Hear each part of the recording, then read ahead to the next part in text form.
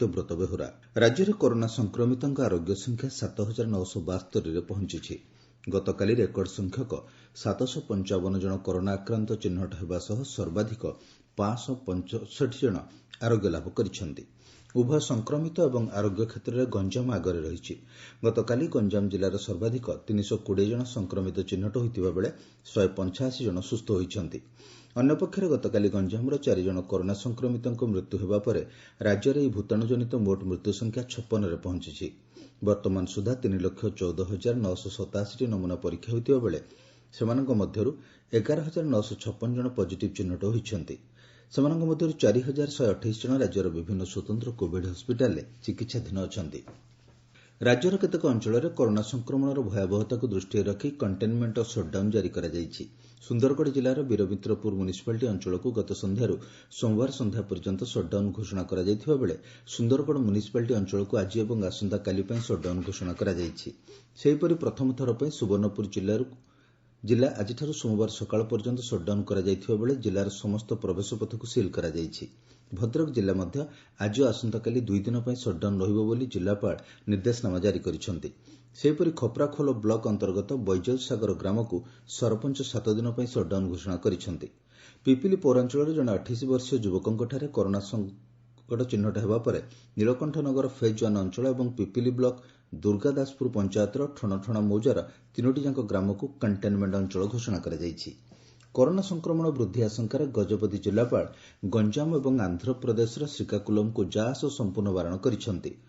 ଦେଓଗଡ଼ ଜିଲ୍ଲାର ବମ୍ଫରଡ଼ା ପଞ୍ଚାୟତସ୍ଥିତ 4ଥ ଆଇଆର୍ବି ବାଟାଲିୟନର 3 ଜଣ ଯବାନ କରୋନା ପଜିଟିଭ୍ ଚିହ୍ନଟ ହେବା ପରେ ଆଜିଠାରୁ କାଲି ରାତି 10ଟା ପର୍ଯ୍ୟନ୍ତ ସେହି ପଞ୍ଚାୟତକୁ ସରପଞ୍ଚ ସଟ୍ଡାଉନ୍ ଘୋଷଣା କରିଛନ୍ତି।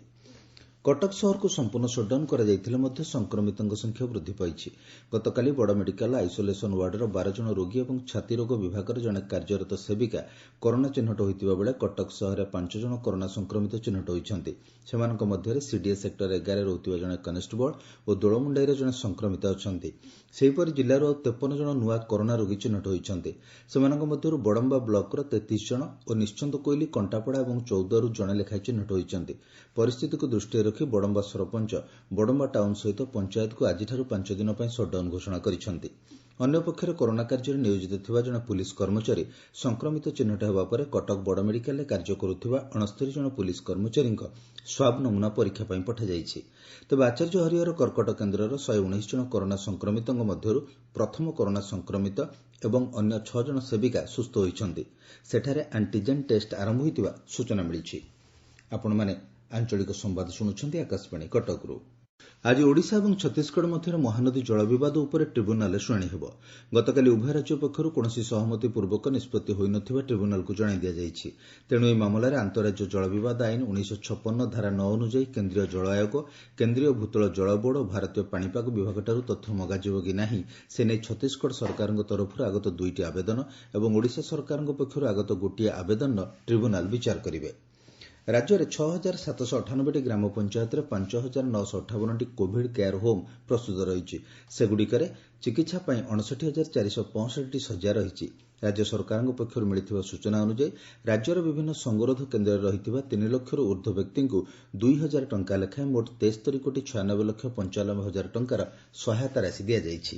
ଝାରସୁଗୁଡ଼ା ପୁଲିସ୍ ଦ୍ୱାରା ଗିରଫ ହୋଇ ବିଭିନ୍ନ ଅପରାଧରେ ଜଡ଼ିତ ନମିସି ଯାଦବ ଜେଲ୍ରେ ଥିବାବେଳେ ଗତକାଲି ତା' ବିରୁଦ୍ଧରେ ଜାତୀୟ ନିରାପତ୍ତା ଆଇନ ଏନ୍ଏସ୍ଏ ଲାଗୁ କରାଯାଇଛି।